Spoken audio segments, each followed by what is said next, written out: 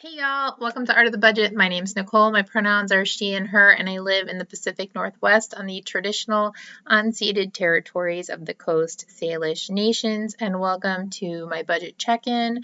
Sorry, budget reconciliation. This is for November 2021.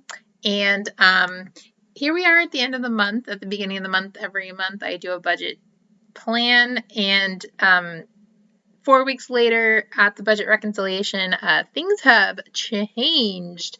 And I'm going to tell you about that in just a second. First, thanks so much for stopping by. If you're new here, thanks for joining. I talk about my budget mostly. I also talk about like yummy food and I don't know, but I do a bunch of stuff here from the point of view of an artist trying to manage their money. And if you are returning, as always, thanks so much for helping me stay accountable to my budget together. And, thanks for checking out all the other stuff I post. This is officially the first day of vlogmas. And so welcome also to vlogmas. My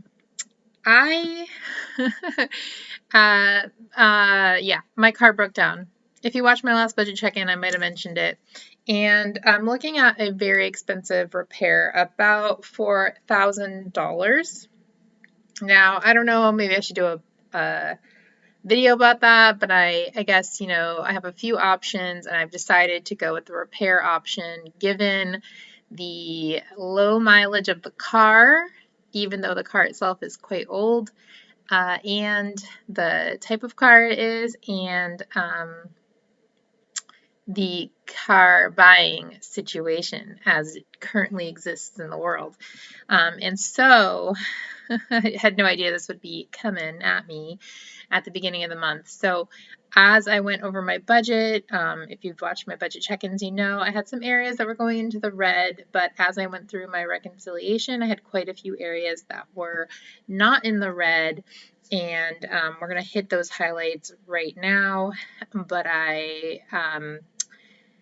kind of had to like hoard all of those cents to start moving toward this big expense that I know is coming, if that makes sense. So let's check this out. I had planned, let's go ahead and go into income. I had planned on $4,000 and I really brought in $4,246.78. And I do budget 1 month ahead, but I always leave that little cushion for myself. And it's moments like this one I really appreciate my little brain trickery. Interest income, my statement didn't come out yet because it's technically the last day of November, so I'm just going to update that, but I bet it'll be around $4. And if you don't already know, interest just goes right into this savings category, which is just where I dump all interest in, and I've got around $425 worth of just interest. So yeah, we're just going to ignore that for now. So two of the places where I had a little bit of budget that I could recoup are in the two places where I usually don't like to have it, and normally I can just spend it. And that's not out of the question, but for right now I'm going to recoup it and add it. I'm basically going to add everything to my emergency fund, everything I can to my emergency fund. But anyway, normally I try to spend about $150 sharing my income, which just means donating, sharing with organizations or people that I think are interesting or cool or doing good work in the world and I want to support. And I did a pretty low number this month, $62.47. These are basically my monthly fixed contributions that I always share.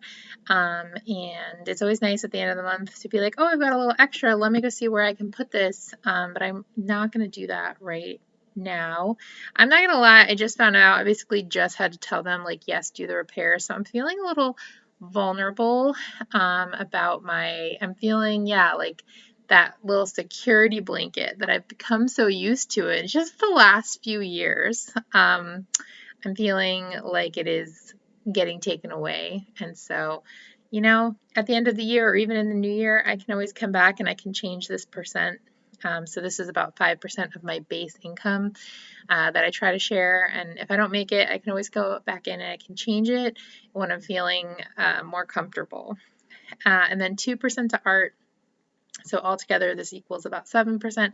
I didn't spend any money. I actually did a sale on Saturday and sold my artwork, and I actually had dropped my car off at the shop. They weren't working because it was a holiday weekend, and I knew there was a repair. I did not know how much it would be at the time coming, and so I had the utmost control, and I spent almost no money there. Yeah. Anyway, so emergency fund, I had planned 150, and I'm hoping that actually we can make this number a little bigger once we go through everything else. Scooching on down, my 500 did go to my Roth. So I contribute to a Roth as well as contributing to a pension through my job and a 457B through my job. And I am trying so hard to preserve those. But of course, I could always stop a contribution one month if I needed to. I feel like I'm being a little over dramatic, but yeah, even though I've been dealing with the cats and those big expenses, this feels like a huge blow to me. So yeah, I guess just bear with me. Maybe give me some words of encouragement down below if you have them, if you would like. I definitely recognize the utmost privilege I have to even be going through this budget so calmly. Yeah, to even have an emergency fund until like 5 years ago, I didn't ever have an emergency fund. And even then, I had a very good network of friends and family that would help me if I really was in a desperate situation, which thankfully I never was. So I definitely recognize my privilege. But anyway, like I said, if you can just kind of bear with me. So rent went out, that's $1,100. Even though COVID is still happening, I'm really thinking about like if I could have a housemate again. That definitely helps get the overhead lower. Obviously, it worked out for a few years because of COVID. After my last housemate moved out, I've never looked for anyone to move in. So that's definitely a possible option. Electricity was $40.49, mobile phone was $60.31, and internet was $90. This is on my list to call and negotiate because that has gone up $30 since I first started that account. All right, so groceries I was over this month. Honestly, not a huge surprise. I had been doing pretty good throughout the year, adjusting my budget, so I was staying within my yearly number. We'll see what happens in December, but definitely was fully over in November. I think as far as my yearly budget, I had sort of wanted to do 200, but anyway, it was almost 400. Restaurants, just a hair over 116.90. Household, I had planned for 20 and spent nothing. And then Kittles, I had planned for 100 and I only spent 75.16, so I recouped a little bit there, so that was nice. Gas as well, I had planned for 100 and I only spent 54, so I was able to get a good amount of that back. I only filled up once in November, and I mean, I guess I was on my way home from Seattle, so probably would have had to fill up pretty soon, but yeah. Car registration, I just paid that, so I'm starting $10 a month again. And that is on auto drop, so that comes right out of my account and goes into the little account called car registration every month. Entertainment zero, fun $99.20, so it was just under $100, which is what I had planned. Same with auto insurance, almost spot on $99.36. Okay, so now let's look at these sinking funds and fix things. So first of all, in health fund, I spent $95.33, which is frankly a lot. I almost never spend anything except for when I was doing that coaching. I very rarely spend a lot of money there, and it looks like it was a bunch of vitamins and then co-pays, and there's a few more coming. I've got some stuff I'm looking into right now, but I do have an FSA set for 2022, so that will help with that money coming out tax free right out of my paycheck. In the cat fund, I spent a lot, $754.30, and that was for cat medicine, cat food, these little packets of food that I mix their medicine in with, and the cardio visit for Junior, which was $550. Yeah. And I had planned 250, which leaves me with 250. So honestly, I'd love to beef this up a little more if I could.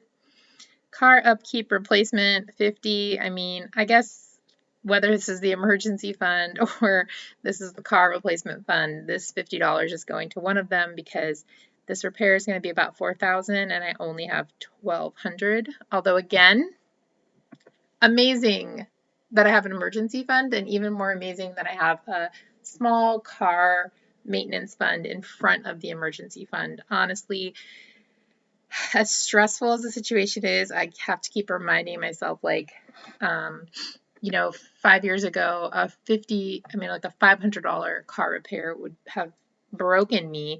And so, right, this is just so different. So I am keeping that in mind. Yeah. Tech fund 25. I mean, we gotta cut it. We gotta cut it. We gotta make the cuts. I did spend a kind of a good amount on gifts this month, and if I do 215, I'm left with 162. Thankfully, my siblings, when they get together on Thanksgiving, they figure out our Secret Santa thing, and they decided it would be $25 or less, preferably handmade. So thankfully, I'm going to be able to go budget on that. I'm going to try to leave this here if I can because it's also my mom's birthday. I'm going to try to leave that if I can. Clothes, I actually spent more than I had allocated, and actually that wasn't even in my plan. I changed it later because I knew I was going to spend some money, so I actually need to change that to reflect what was actually spent, and I will not be allocating anything more. I got to step up self-control.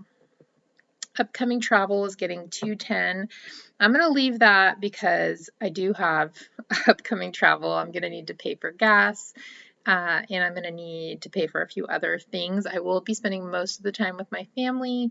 So, oh gosh, actually, I take that back because I had planned a trip with my friends this weekend. I actually thought I was maybe not going to be able to go because my car was out of commission. My friends are actually just going to drive an hour out of their way to pick me up, which is very sweet. And so I need to pay for that too. Wow, I guess this would be a really good example of not just trying to make it work for an unexpected big expense, but actually realizing that you forgot to plan for several things. Okay, important stuff. That was nothing. And then actually the last thing that has anything is down payment. And I was really excited to get that to 2,000, but we got to cut it. We got to cut it. And of course, you know, this is emergency fund. This is all emergency fund. All right, so let's see what we're working with. We're working with about $512.87. And I think we actually can just put it all in the car upkeep and replacement fund. I think that's the situation here. So let's do this. So it's $562.87. Okay. $562.87. All right. So last thing that I'm going to say is just that I have my emergency fund, which is usually about 10,000. It's really like technically 12,000. And there's like this 2,000 that sort of amorphously sits in my checking account. I kind of added an extra month of expenses when COVID started. But my emergency fund was down a little because I had overspent in October or September, whenever that was. And I, as I said, this is all emergency fund. So it is for my brain and the way my brain works that I separate these funds. And for my brain, I love the idea of having an emergency fund in front of the emergency fund. But of course, when a huge expense, a $4,000 expense comes up, I gotta consider that like from the whole emergency fund. So even though I put all this extra allocation here, I mean, it is just all part of the emergency fund. Okay, I'm just trying to wrap my head around this. Now I'm kind of repeating myself, so I'm going to wrap this up. Hopefully this mostly makes sense. Let me know if you have any questions or comments or advice down below, or again, just kind words. And yeah, this is the first day of Vlogmas. There's going to be a budget plan for December tomorrow, and then my budget check-in. But then after that, I'm bringing back the old school vlog. I will be talking about dealing with travel and celebration on a budget, knowing this big thing is coming. Of course, hopefully my car in the next week or so is going to be coming back to me, and I'm going to be putting out that large expense. But I'm excited about Vlogmas. I have been not able to spend as much time on making videos as I would have liked the last few months, so I'm really looking forward to Vlogmas as a chance to dig back in and make some fun videos. Let me know if there's anything you'd love to see, and I will see you in the next video.